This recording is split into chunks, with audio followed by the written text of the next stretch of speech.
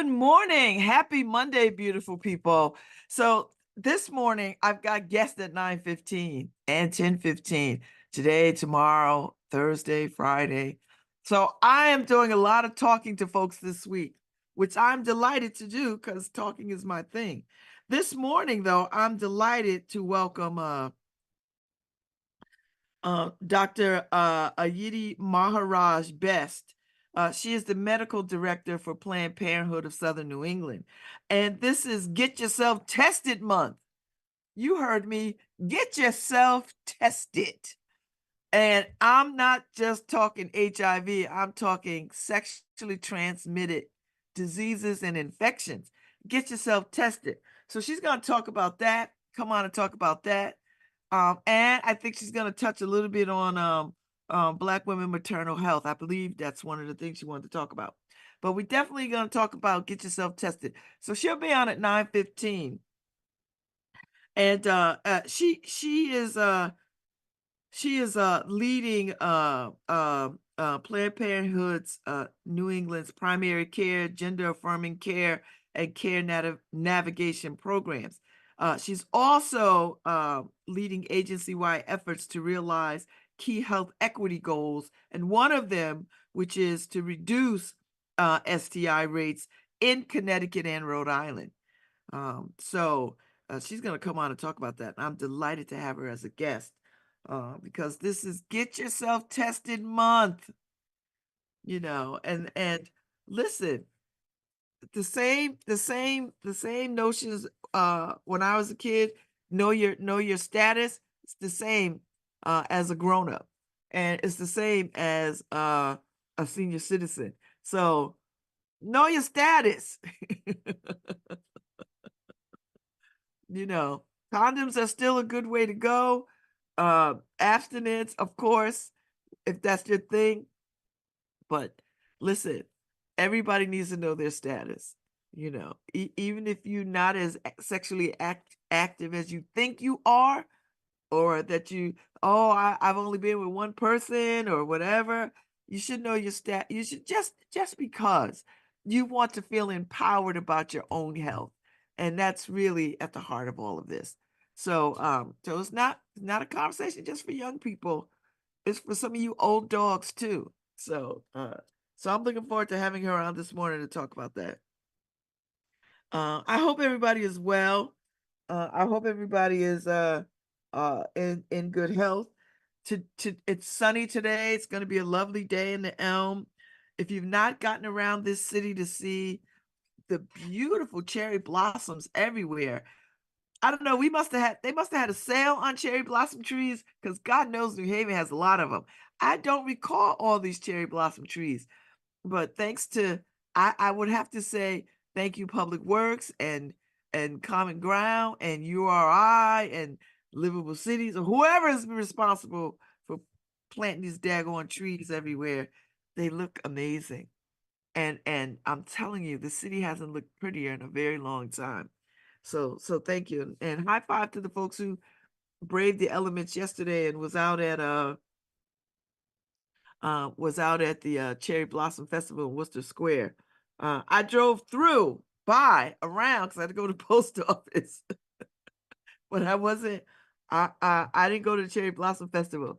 But I did take a stroll by Edgewood Park to see the cherry blossoms in bloom over there, and down some neighborhood streets. I took some pictures down some neighborhood streets because it's beautiful.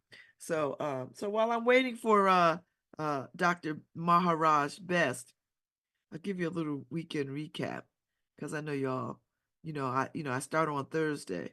So I start on Thursday with the shenanigans. So I don't even know what I did Thursday. I know I did something. I know I was at the Jazz Festival on Friday, the Yale undergrad jazz collective, and they had it at the Afro M House. So I was there Friday and Saturday. We didn't go yesterday. We had dinner with intentions to go. We never made it. So went to the Jazz Festival. Went to the New Haven Symphony Orchestra on Saturday, which was lovely. It was Harlem Renaissance inspired. and the talented Mr. Christian Sands hung out and played a little bit, and it was just a wonderful afternoon of jazz. Chelsea Tipton was honored with the scholarship. You know, they have a scholarship, they have a fellowship where they support, mentor, and provide opportunities for up and coming maestros of color, folks who want to be maestros, conductors of color. And they've named the fellowship after Chelsea Tipton, and it is funded for the next 10 years. They've been at it for 10 years, and they've got another bunch of funding for a dedicated 10 years. And I thought that was just an incredible honor. And it was lovely to be in the space to see him get this honor. And then we were at the Jazz Festival. And then yesterday I went to Next Haven Open Studios in the afternoon. If you've not been to Next Haven, it really is a wonderful space. And the fellows this year, every year I think they're extraordinary, but this year they were even more so extraordinary. And I got a chance to talk to them. You know, Open Studios, you walk in, you see their work, you see what they got in progress, and you take a look. So that was really, really nice. So I so appreciated that. So yeah, it was the weather has been it's been wet and just wet. That's just what it's been. So yeah, so I'm just trying to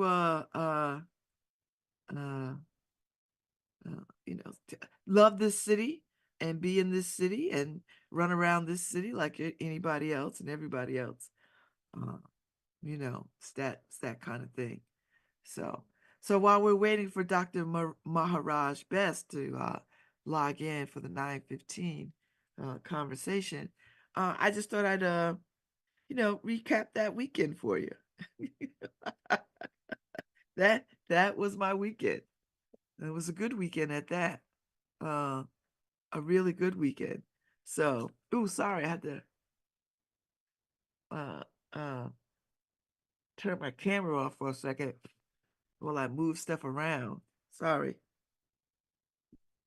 So thanks, Harry, for the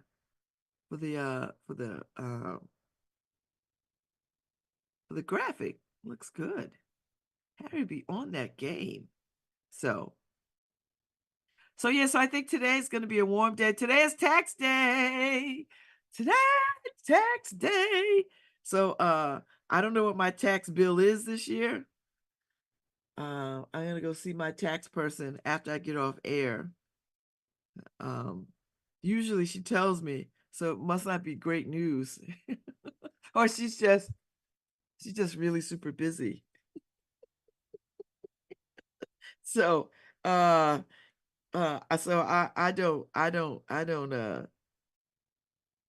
don't rightly know, but I don't want to fall down and have a heart attack.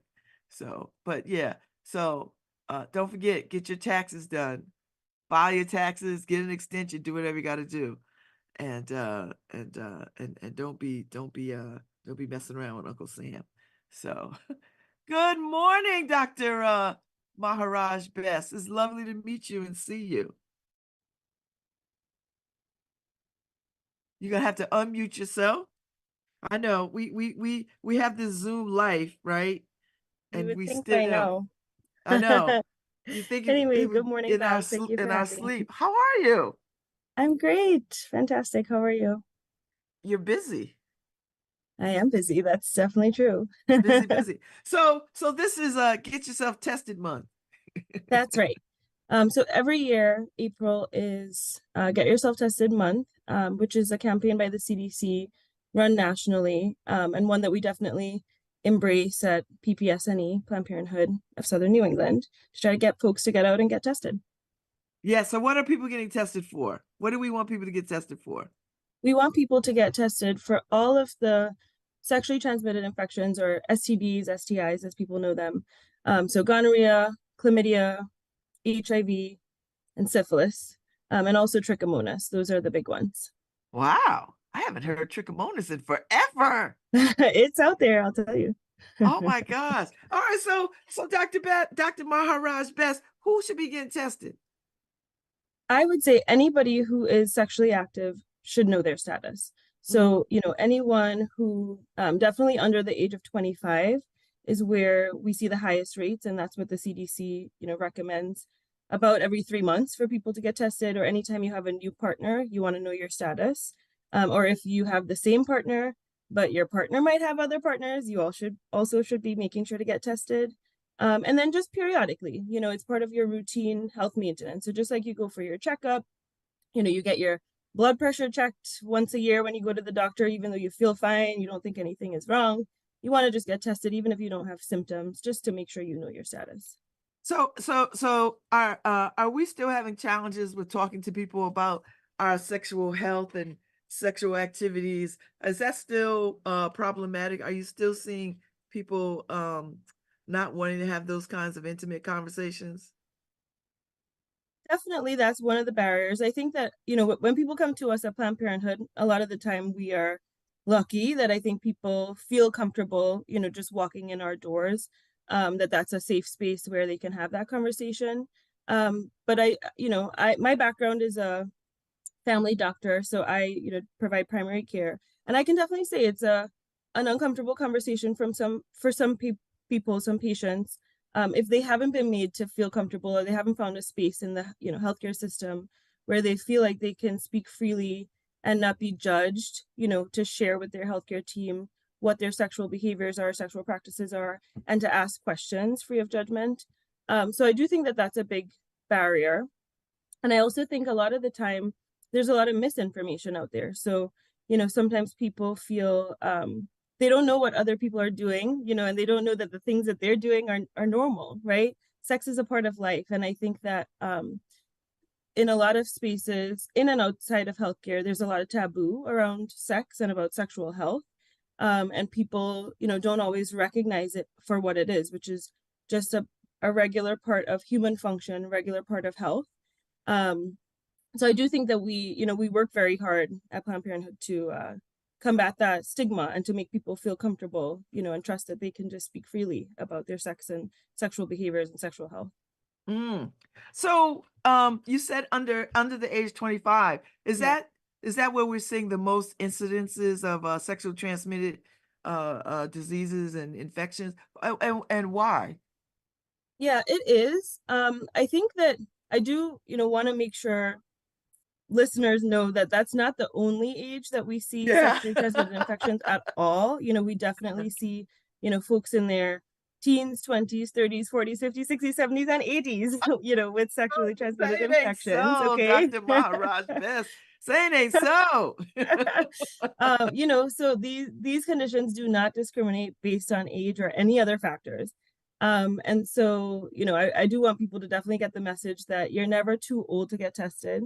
But, we do see those rates, I think, just based on, sexual behaviors. The likelihood of having multiple partners tends to be higher a little bit younger in life, but also I think because of the barriers to getting tested. So I think for folks are more likely to have established a medical home, by the time that they're in their 40s or 50s and things like that. They may have other medical problems that they're going to the doctor for.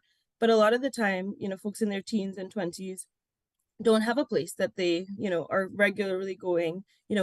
Folks on college campuses, don't necessarily have a place that they're going preventively just to get checked out.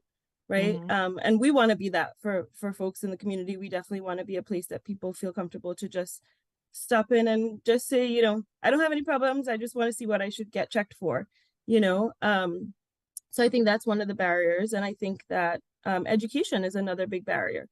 So you live and you learn. You get a sexually transmitted infection one time in your life, and then, hopefully you're having the conversation with your healthcare provider about what you can be doing to keep yourself healthy in the future and to prevent infections or to identify them early. But a lot of folks in their, teens and early 20s have just not made those connections yet with a healthcare provider, or the education being provided in a lot of schools around sexual health is just not detailed enough or adequate enough, or in some cases accurate enough for young people to really understand what they need to be doing, what they can be doing to protect themselves from these infections. Mm. So, I mean, I'm 60 years old now, and I remember the conversations about when I came up through school, Dr. Maharaj-Best. Hmm. I we had sex education in schools. Your Hmm. parents had to sign a permission, and we would get all this conversation. I'm not so sure they get all these conversations now. I've seen so many instances where people just don't want to have these conversations, particularly with young people, about how to empower them about their bodies and their sexual health. And there's still this just tell them abstinence is the Don't do only it. way to go. And we know teenagers, that's just not sometimes what they're going to do. Right. Teenagers or adults, and I think that I think that that's such an important point. Just because we don't talk about it doesn't mean it's not happening and does not make it go away. And it definitely does not cure your sexually transmitted infection, right? And I think that that's such an important thing for people to recognize, for parents, for teachers, educators, community leaders, right? That not having these conversations doesn't mean that your kids are going to be protected from a lot of treatable infections, but also some infections that can be lifelong. And it's really important that teens, young people, and adults have access to the information that they need to be able to protect themselves. And and to know that most sexually transmitted infections are curable, and all of them are treatable, at least. So when we think of things like HIV, for which we don't have a cure right now, but we do have very, very effective treatment, and we've come a long way in terms of what the treatment looks like for folks living with HIV. So, so we want to make sure that our teens know that it's nothing to be afraid of. And, when we talk about getting tested, and, all members of the community know that there's, it's nothing to be fearful of, right? That knowledge is power. And if you can get tested and you can know your status, there's always something that you can do about it. Whether you are negative, you get tested for all the infections and you don't have one, then we're going to be having conversations about what can you do to keep yourself that way? What can you do to protect yourself from, getting exposed to an infection in the future? And what are the signs to look out for to know if you might have an infection, in the future. But then if you have a positive test, we want to make sure that, of course, you get treatment right away. And in most cases, that treatment is going to be a cure. But you, again, also know what are the signs, right? What are the signs to look out for that your infection has or has not gotten better? What are the things that you can do to prevent yourself from, getting re-exposed and from exposing other people in the future, right? Because I think that that's one of the big factors as well that's responsible for the, rising rates. We talked about young people, but actually the rates of all of those infections that I mentioned, gonorrhea, chlamydia, HIV, and syphilis, are on the rise in Connecticut right now. And so not just for young people, but for, across the board in most age groups, we're seeing that, and in, most racial demographics, but particularly for Black and Brown folks in Connecticut, we're seeing a sharper increase in the rates of, gonorrhea, chlamydia, and HIV and syphilis. And we're seeing more babies being, born exposed to syphilis during pregnancy than we have in a long time in the state of Connecticut. So, Wow. I think we are headed towards a crisis. We really saw a dip in the rates of some of these infections over the last, couple of years, and we are starting to see them rise again. And again, I think syphilis is one that we definitely don't talk about enough. People forget about syphilis sometimes, but I think because of that, because we're not talking about it enough, we're seeing the rates of syphilis are increasing. And syphilis in particular is one that can actually cause birth defects and can cause long-term, effects for, a newborn that is exposed during pregnancy. So, that's why we really want to focus in on this, get yourself tested, campaign, Get Yourself Tested Month, but also, every month is Get Yourself Tested Month at Planned Parenthood, right? So I love that. Every month, don't just wait till April. April. Exactly. Like if you find yourself in May, get tested in That's May. right, exactly. That is right. I am fascinated by this conversation because, in my actual universe, I don't think about sexually transmitted diseases in the way that I was concerned about them when I was a much younger woman, Mm, and I think that that might be a false narrative, and for a lot of people that, well, I'm out of that age yeah, range where it's, problematic or whatever, yeah. and I'm older and blah blah blah, and it's not happening to older people. But you're saying don't think like that. Absolutely not. I'm not going to share people's business here on the radio, but I definitely, have taken care of patients and have seen cases where people were, shocked to find out, at their ripe age of 65 or 70 that they had a sexually transmitted infection, and sometimes in cases where, people only have one sexual partner, right? But the question is, does your partner only have one partner? And also, when is the last time that you were tested? So sometimes you may be coming into a monogamous relationship, but if one or both of you have not gotten tested in the last couple of years, you don't know what status you're bringing into that relationship, right? And so you may be your partner's only partner, and they're having sex with you, you're having sex with them, that's it. But if they had an STD, an STI from a previous relationship or a previous, sexual encounter, and they haven't been tested and treated, they might not know. And the big thing is that a lot of the sexually transmitted infections can happen with no symptoms. So I think a lot of the time when people think of sexually transmitted infections, they think of discharge or odor or pain, or, something is going to tip them off that something is wrong. And that can happen, definitely if you have those signs, you have those symptoms, that would be a reason to go and get tested. But the majority of these infections, like gonorrhea and chlamydia, and HIV and syphilis, a lot of the time people don't get symptoms at all, or if they do, they can be very minor and mild, where people don't realize the early symptoms. They don't even realize that that was a sign of an STD, and it came and it went, but the infection is still there. And you may not realize until way down the road, that you're dealing with things like infertility, for example, something that can happen as a result of gonorrhea and chlamydia in the long term if it's not treated. You can get severe infections like pelvic inflammatory disease, which can be, sometimes land people in the hospital. And in its worst cases can actually progress to a life-threatening condition sometimes. And so, you might not get those symptoms early on, but if you don't get tested, you might not know you have an infection that actually could be sort of silently brewing and causing, inflammation and scarring and, long-term consequences for your reproductive organs, your reproductive health. And this conversation is not just for heterosexuals. This Not at all. conversation is for the LGBTQ plus community as well, right? And I Absolutely. don't think people think about that particular community having issues with sexually transmitted uh, uh, infections and Infections. diseases. Yeah. I think they think, well, if you're having same sex relationships, that how could you get a sexually transmitted disease?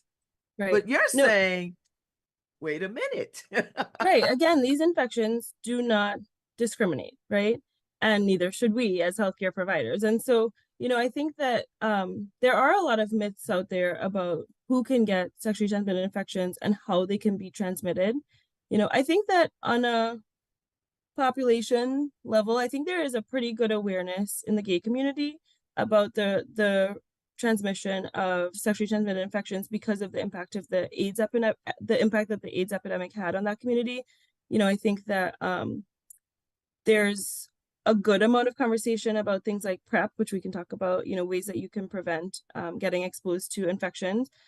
But again, we want to make sure we're doing our part to raise that awareness. But beyond awareness, we want to make sure that we're creating spaces that people feel comfortable to come in and actually access that healthcare, right? Because you might know the things that you need to do, or you might see, ads on TV and things that are telling you some of the things that you can do to empower yourself and protect yourself. But if you don't have a place that you can feel comfortable to go in and talk about your life, talk about your sexual behaviors and your sexual health, and feel comfortable that that is a safe space where you're not going to be judged and where you're going to be welcomed with open arms to be cared for, right? You're still not going to be able to access the care that's available for you. And then I do think we hear a lot of misconceptions, about not being able to transmit infections, between two women or two people who have a vagina having sex. People also don't recognize that sharing sex toys can also be a way to transmit infections. So it doesn't matter what body parts you have, but if you are sharing bodily fluids in any way, right, you can share infections, and infections can spread between people in that way. So I think it's really important that people are aware of that, and again, aware of like, how do you clean your sex toys in a way that's going to help to decrease the transmission of infections. And again, just remembering to get tested regularly, and anytime that you have a new partner, to make sure, or again, anytime your partner has another partner, right, to make sure that you know your status. And we do see that the rates of again, those infections like HIV and chlamydia and gonorrhea, right, syphilis, those rates do seem to be higher in Connecticut and across the country in men who have sex with men. And we also see those infections having a disproportionate burden and impact on the trans community, and particularly trans women, having higher rates of some of these infections. And I do believe that at least a part of that is that we do a pretty poor job in, healthcare across the board of creating spaces for trans women to feel comfortable and, comfortable and safe to come and get their care, and to trust that they're not going to be discriminated against, and that they can speak openly about who they are and about their sexual practices and sexual behaviors. And that, we're a safe space for them. So until we do the work, which we're, working hard to do at Planned Parenthood, but until we as a global healthcare community do the work to make our healthcare spaces non-discriminatory, non-judgmental, and affirming spaces for all of the patients in our communities, we're going to continue to see these these increases in preventable infections. And that's really one of your charges, one of your goals at Planned Parenthood of Southern New England, which is Connecticut and Rhode Island, is to you work on gender affirming initiatives and the LGBTQ plus community, so that creating a safe space is quite important and valuable to the work that is done at Planned Parenthood Southern New England. Yes. So talk a little bit about why, you said why it's important, but how do you, what does that mean, creating spaces where people feel comfortable? Because, the healthcare system, particularly around race and ethnicity, has not been very inviting or kind or generous to people of color. So now you add in sexual orientation and sexual preference. That's a heavy load. Right. And also when we're talking about gender identity, and talking about, the language that people speak, right? There's so many factors that can create barriers, and make it difficult for people to access care that feels comfortable and affirming for them. So, that it's not, I think, you brought up the point, Babz, that, we face these same challenges when we think about race and racism in healthcare, right? So the healthcare system as a whole was not designed with Black people in mind, right? And it wasn't designed with gay people in mind. It wasn't designed with trans people in mind, with the LGBTQ plus community centered in the systems that we designed, or the systems that we inherited, I'll say at this point, right? And so if we are not intentional about doing work to rebuild our systems and redesign our systems to center those communities, they're not going to see themselves, and our systems are not going to feel relevant or, appropriate or comfortable. And again, we see this in the data across the state for sure, that I've shared with you this morning about the rates of gonorrhea, chlamydia, syphilis, and HIV. I talked about it for men who have sex with men and for trans women, the rates that we're seeing, but we're also seeing a rise in sexually transmitted infections amongst Black women in Connecticut, in a way that we, I think, don't talk about nearly enough. I do not think that people recognize that the rates are increasing for Black women in Connecticut the way that they are. So, I think that we, again, as a healthcare community, and certainly we at Planned Parenthood,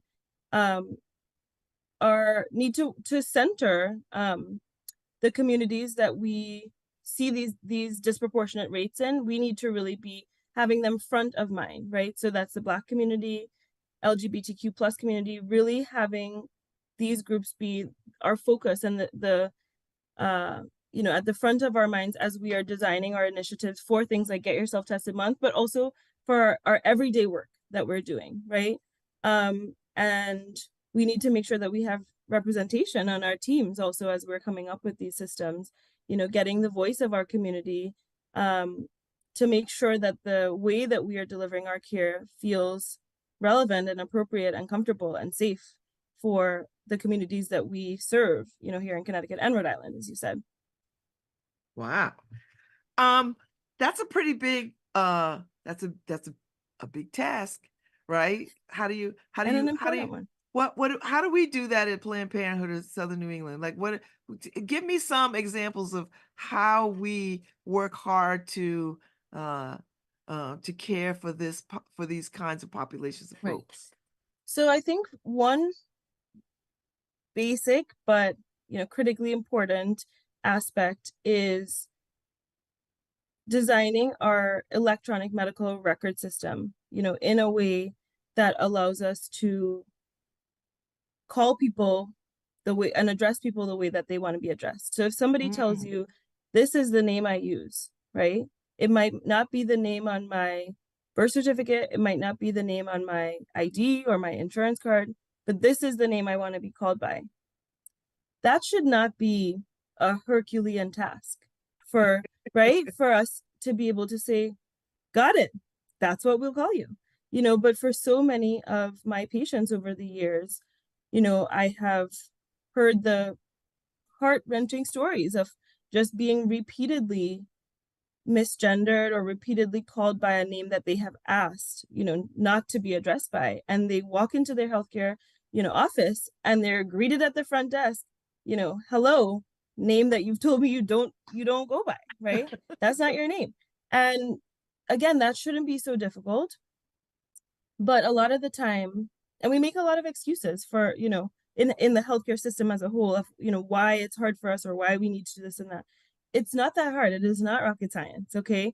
But it does take a little bit of work on our part as a healthcare organization. So for us at Planned Parenthood, we changed our electronic medical record systems about a year and a half ago to a system that, really sets us up for success there, where when we open a patient's chart, no matter who, whether it's the person at the front desk or, the person taking your vitals in the back or the clinician that you're seeing for your visit, right? When we open a patient's chart or we open our schedule for the day, the name that we see is the name that the patient has said they want to be called by, right? And that is not the case for every healthcare system. Sometimes you're blasted in the face by the name that the patient has said they do not want to be called by, and you have to search in the fine print to confirm, what the name is that you should actually be using to address them, and it sets people up for errors, right?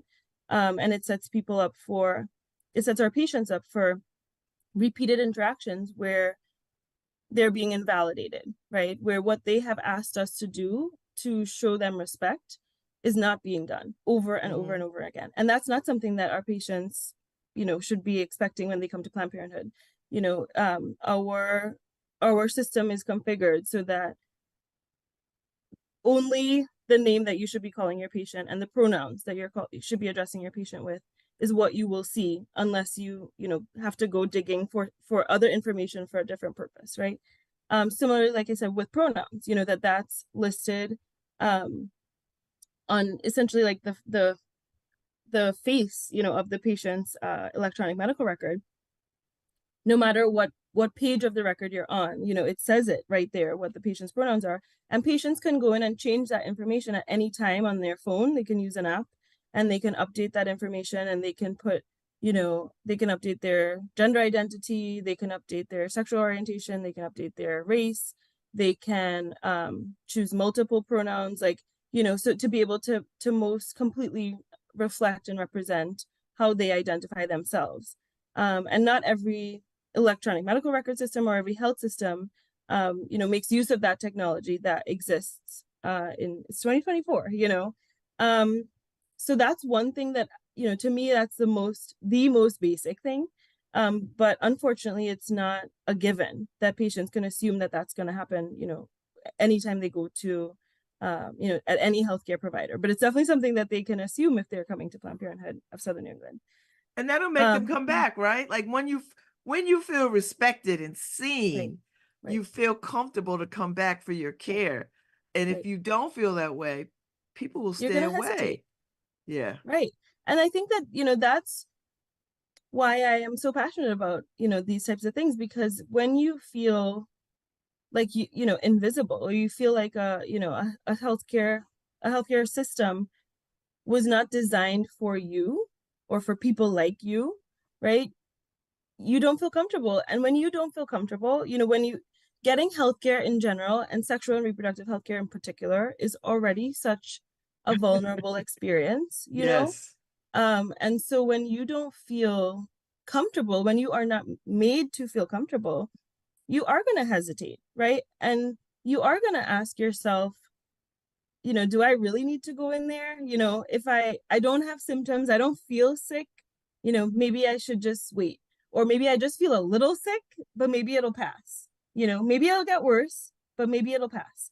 So I'm just going to wait and see. I'm just going to wait a few more days or a few more weeks, and see if I feel better, because I don't want to go there. I don't feel comfortable, and that's not the experience that we want for our patients. We want our patients to say, I might as well go, nothing is wrong, but I like those people so much at Planned Parenthood. I just want to go swing by. And we do have patients who do that. They just come and, just to kind of check in, and, they say, oh, they always take care of me. I'm just gonna go in and they'll tell me, what I should do today, what I should get done.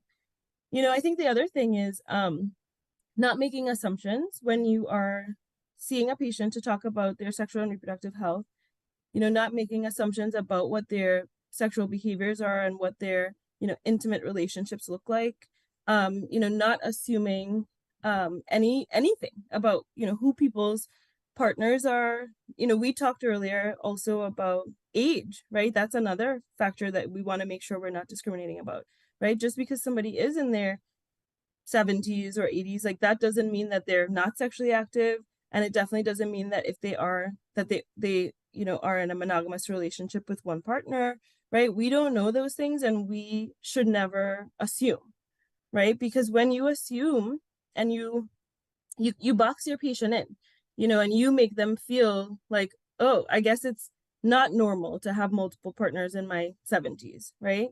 Or I guess it's not normal for me to be having anal sex, or it's not normal for me to be having oral sex, or, it's not whatever, so you make people feel, you make people hesitate, and you make people feel like, okay, I guess that's not what they were expecting me to say. And so now I feel more uncomfortable to actually say, this is what my life looks like. And so maybe I'll just keep it to myself, and one of the things, as we're talking about this topic of getting yourself tested, is that, I want to make sure that folks know that you can get infections in multiple different parts of your body, and that's something a lot of people don't know. So when you come in to get tested for sexually transmitted infections with us, we will ask you, where do you want to get tested today? So, and we'll tell you, we'll educate you that, the infections we can test you for are HIV and syphilis, gonorrhea, chlamydia, trichomonas. And, HIV and syphilis we can test for with a blood test, or we can do a rapid HIV test. Blood test is a little more accurate, I'll say that. But, we can do both. But for gonorrhea and chlamydia, and for, in particular, those can actually infect different parts of the body depending on where you have sexual contact. So and this is so important because so many people do not know this, if you have oral sex with somebody, you perform oral sex, you can get an infection in the back of your throat. And if you never had genital sex with that person, right, you didn't have vaginal sex or penile sex with that person, then that might not show up on a urine test, right? So you might do a urine test for gonorrhea and chlamydia, but if your genitals were never involved with that other person, but your mouth was, you're not going to find the infection in just testing a urine test. You'll have to swab the back of your throat to know that you could actually have an oral infection. And similarly for for in addition to oral sex, if you're having anal sex and you only test a urine sample, you're not necessarily going to capture an infection that might be in your rectum. So you can do a rectal swab, and when you come to see us at Planned Parenthood, we can do that swab for you, or we can give you the swab and you can go to the bathroom and do it yourself if, a lot of patients feel more comfortable doing it that way. And we want to make sure that people know, you might think you're getting tested and you think you're up to date, but if you're testing the wrong body part, you still don't know your status completely. And we Wow.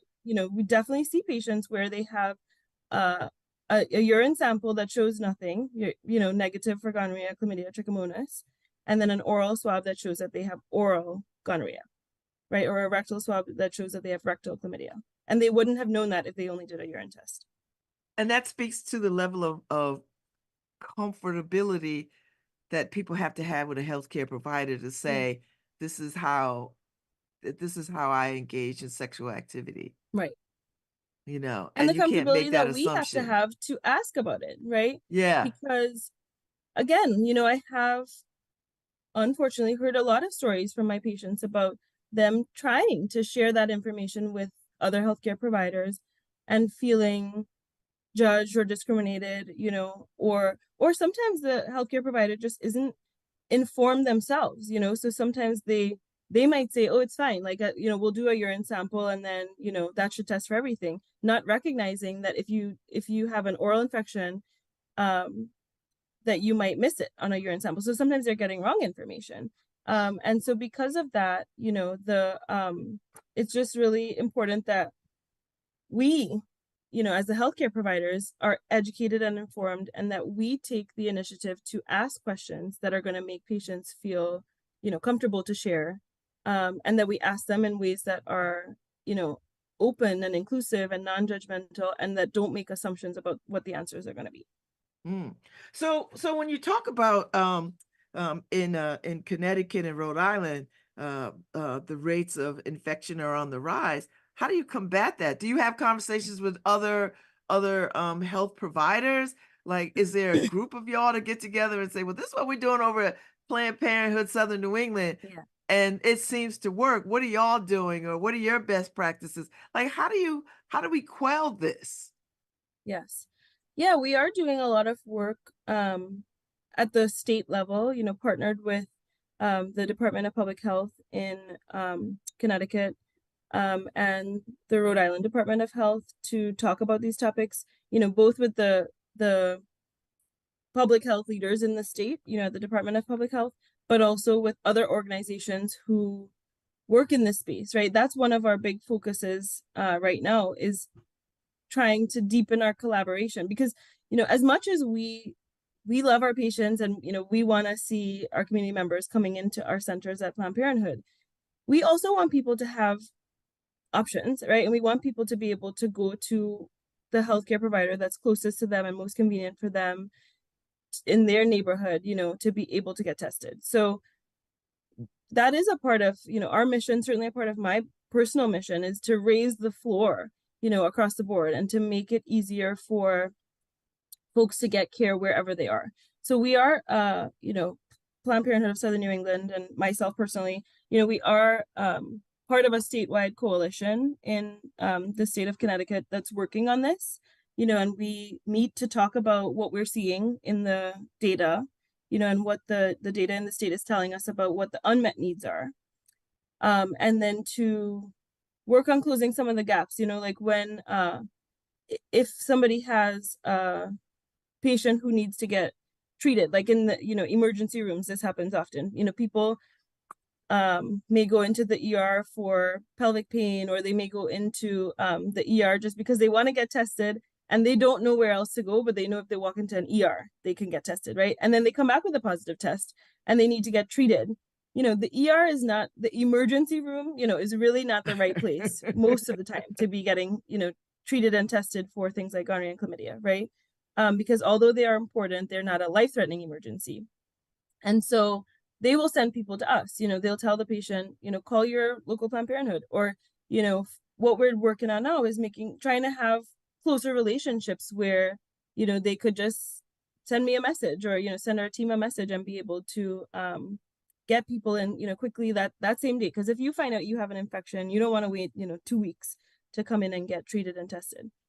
So the other thing that we are working on at Planned Parenthood is this month we implemented express visits to make it easier for people to come in and get tested for sexually transmitted infections. So we created a process where, we have been able to significantly increase the number of visits. The goal is to be able to, double or triple our access of the number of people that we can get in any given day to get tested. And then, that when you come in, you get a form and it gives you all the information about all the types of tests. And it says, if you have anal sex, this is the type of test we recommend. If you have vaginal sex, these are the tests we recommend. If you have oral sex, this, right? And you just check off from a menu what you want. You go to the back, we will have you meet with one of our clinic assistants who will give you the swabs, draw your blood, whatever it is that you need, and give you some education and get you in and out. And so folks can just drop by and be able to be, in and out in under 15 minutes sometimes, so that people don't have to, we don't want it to be disruptive to your life to be able to, come in and get tested to know your status, right? Because if it's too hard for people to get tested, if they're going to have to come in and wait, an hour to get tested, and take time off work and stuff like that to be able to come in and get tested, they're going to wait, they're going to hesitate. And we really just want it to be a quick in and out, unless if you want to spend the day with us, that's fine. But if you just want to, you're feeling well, you're not sick, you're not having symptoms, you just want to, do the right thing, do the responsible thing, stay on top of your health and know your status, we want you to be able to just be in and out, so we created a new system this month that's been working really well, for that, to be able to just get people in and out, get them a little bit of, the education that they need, and the testing that they need, so that they can, make it a little bit easier for them to know their status. Mm-hmm. Mm-hmm. This has been a wonderful conversation, Dr. Best. I have appreciated. I've learned a thing or two that I did not know. Like I did not know, and I consider myself a health advocate, but I did not know all the ways that you could get tested for Yes. sexually transmitted infections. So I Yeah. learned something new today, and I'm and sure it's my Get Yourself listeners Tested are. month, Babz. So if you haven't, Yes. since this is news to you, come on in and we'll show you, we'll walk you through, give you a swab, and, do your thing. I think the people who are listening this morning are quite surprised too. Like I had no idea I needed to get tested if I'm engaging in this kind of That's right. sexual activity, that I need Right. to also get checked here, there, and other places. So That's right. that's worth the price of admission right there. So that's worth it. So I so appreciate you coming on this morning to talk about um uh get tested month, know your status, and I'm sure we'll start to see more campaigns about, because I remember back in the early days of the 90s, there was all these campaigns about know your status and carry condoms, and make sure your condoms are not expired, and all this other kind of Yes, stuff. So that's so right. I see it's coming back around again, that we are trying to raise this awareness in all kinds of ways. That's right. And we talked this morning that April is Get Yourself Tested this morning, so we really focused on testing. But, before I go, I just also want to give a plug for prevention. Like you said, condoms do still help prevent transmission of infections because it blocks that, sharing of body fluids. They're not 100%, but they do, really, they do work well. And so you still want to get tested, but they do help. But then also for PrEP, pre-exposure prophylaxis against HIV. And that is usually a daily pill, but there's also now an injection. You can get a medication for people who do not have HIV to be able to prevent themselves from getting HIV, even if they are exposed. A pill that you take once a day, or an injection you come in and you get once every 2 months, that even if you have sex with somebody who has HIV, or you're sharing needles or something with somebody who has HIV, it dramatically lowers the chance that you actually will develop an HIV infection. And then we have a new thing called doxypep, for people who have who are the highest risk of getting infections like gonorrhea, chlamydia, and syphilis. You can actually take an antibiotic, 1 dose of an antibiotic within 3 days of sex, either right after or up to 3 days later, and that actually can reduce your chance of getting an infection with gonorrhea, chlamydia, or syphilis. So we have all of these tools that people don't know about. So before I go, even though it's get yourself tested, the name of the game is really prevention, and where we can prevent, we want to test and identify so we can treat. But we have all these tools. So come on in to Planned Parenthood of Southern New England, right? And we will be happy to tell you all about it. I love it. And I learned something else. I didn't know that that you could have, there's medications out there that sort of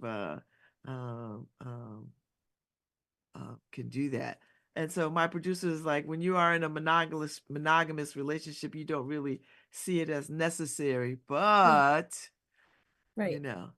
But that's empowering. Even if you believe you're in a monogamous relationship, it's still empowering for you to just have agency over your own health. Your own and health. I think I would ask, what's the harm? Right? It's we want people to just see this as part of your regular healthcare maintenance. You take your car to go get serviced and checked up, right? And they come back and they tell you, okay, you have this, and this problem, but you don't have this, and this problem. But we know that because we checked, right? And I think it's the same thing with your healthcare, right? You may not have high blood pressure, but we're just going to check to make sure. You may not have gonorrhea, and based on what you think is your situation, you probably don't. But why don't we just check to make sure? And then you can know with 100% confidence that, you know your status. That's a good way to put that. Yeah. That is a wonderful way to put that. And that's how I'm going to talk about it when I'm out in these streets. Like, Love what? it. Just check. That doesn't mean anything. Just means you're just checking. You want your car to be in good health. You want to be in good health. Exactly. I love it. You're due Thank you, for your Dr. checkup. Best. Exactly. You are welcome to come back much for having me, anytime and talk about whatever you want.